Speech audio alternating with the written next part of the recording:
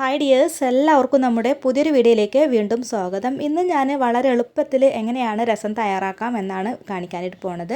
അപ്പോൾ ഈ ഒരു രസം ഞാനിവിടെ തയ്യാറാക്കിയിട്ട് എടുക്കുന്നത് രസം പൊടി വെച്ചിട്ടാണ്. നല്ല സ്വാദും അതുപോലെ തന്നെ നല്ല മണമൊക്കെയുള്ള നല്ലൊരു രസമാണിത്. അപ്പോൾ ഇത് എങ്ങനെയാണ് തയ്യാറാക്കിയിട്ട് എടുക്കാമെന്ന് നോക്കാം. അപ്പോൾ നമ്മുടെ ഒരു ചാനൽ ആദ്യമായിട്ട് കാണുന്ന കൂട്ടുകാരൊക്കെ ഉണ്ടെങ്കിൽ ചാനലും സബ്സ്ക്രൈബ് ചെയ്യുക. പിന്നെ എല്ലാവരും വീഡിയോ കണ്ടുകൊണ്ടിരിക്കുമ്പോഴും ഒന്ന് ലൈക്ക് ചെയ്യുക. പിന്നെ നമുക്ക് നേരെ വീഡിയോയിലോട്ട് കിടക്കാം. അപ്പോൾ ഈ ഒരു രസം തയ്യാറാക്കാനായിട്ട് നമുക്ക് ആദ്യം തന്നെ പുളി ഒന്ന് വെള്ളത്തിലിട്ടിട്ട് കുതിർത്തെടുക്കുക. അപ്പോൾ ഞാനിത് ഈ ഒരു വലുപ്പത്തിലുള്ള പുളി എടുത്തിട്ടുണ്ട്. കുറച്ച് വെള്ളം ഒഴിച്ച് കൊടുത്തതിന് ശേഷം ഇതൊന്ന് കുതിരാനായിട്ട് മാറ്റി വയ്ക്കുക. അപ്പോൾ ഇതൊന്ന് കുതിർന്നിട്ട് വരട്ടെ. ഇനിയൊരു മൺചട്ടി അടുപ്പത്ത് വെച്ച് കൊടുത്ത ശേഷം ഇതിലേക്ക് നമുക്ക് കുറച്ച് വെളിച്ചെണ്ണ ഒഴിച്ച് കൊടുക്കാം കേട്ടോ. ഒരു 2 ടീസ്പൂണോളം വെളിച്ചെണ്ണ ഒഴിച്ച് കൊടുത്ത ശേഷം ഒരു 1/2 ടീസ്പൂൺ കടുക് കൂടിയിട്ട് നന്നായിട്ടൊന്ന് പൊട്ടിച്ചിട്ടെടുക്കാം. ഇപ്പോൾ കടുക് നന്നായിട്ട് തന്നെ പൊട്ടി വന്നിട്ടുണ്ട്. ശേഷം നമുക്കൊരു 1/4 ടീസ്പൂൺ ഉലുവ കൂടിയിട്ടൊന്ന് പൊട്ടിച്ചെടുക്കാം. ഇനി ഇതിലേക്ക് ഞാൻ 2 വറ്റൽമുളക് കട്ട് ചെയ്തിട്ടുള്ളതാണ് ഇട്ട് കൊടുക്കുന്നത്. ഇതിൻ്റെ കൂടെ തന്നെ ഞാൻ 5-6 വെളുത്തുള്ളി ഇതുപോലെ ചതച്ചത് കൂടെ ചേർത്ത് കൊടുക്കുന്നുണ്ട്. ഈ ഒരു വെളുത്തുള്ളിയുടെ തൊലിയൊന്നും കളയാതെയാണ് ഞാൻ ചതച്ചിട്ട് എടുത്തിട്ടുള്ളത്.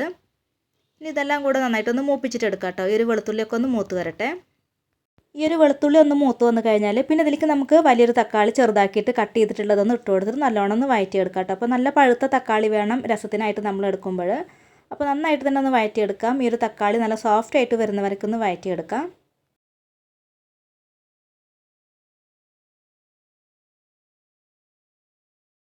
ഇപ്പോൾ തക്കാളിയൊക്കെ നല്ല സോഫ്റ്റ് ആയിട്ട് തന്നെ വഴന്ന് കിട്ടിയിട്ടുണ്ട്. ഇനി ഇതിലേക്ക് നമുക്ക് കുറച്ച് കറിവേപ്പിലയും കുറച്ച് മല്ലിയില കൂടെ ഇട്ട് കൊടുക്കാം.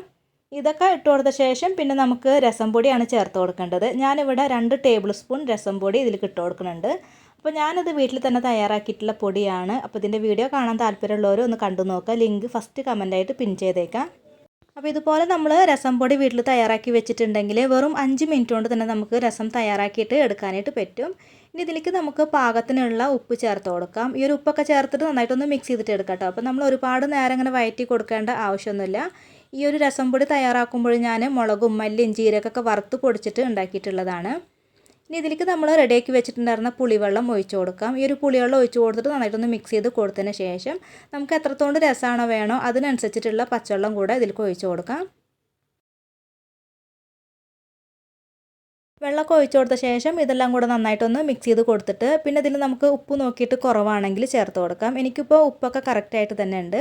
ഇനി നമുക്കിതൊന്ന് തിളപ്പിച്ചിട്ട് എടുക്കാം കേട്ടോ. നമ്മൾ ഈ ഒരു രസം ഒരുപാട് ഇങ്ങനെ വെട്ടി തിളപ്പിക്കരുത്. ചെറുതായിട്ടൊരു തിള വരുന്ന വരയ്ക്ക് ഒന്ന് തിളപ്പിച്ചിട്ട് എടുക്കാം.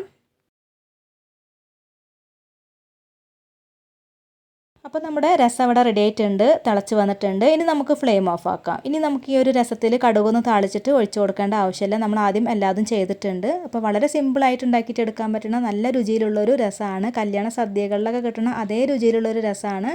അപ്പോൾ തീർച്ചയായിട്ടും ട്രൈ ചെയ്ത് നോക്കുക. ഈ ഒരു മഴക്കാലത്തൊക്കെ ചൂട് ചോറിൻ്റെ കൂടെയും പിന്നെ വെറുതെ കുടിക്കാനൊക്കെ നല്ലൊരു ടേസ്റ്റാണ്.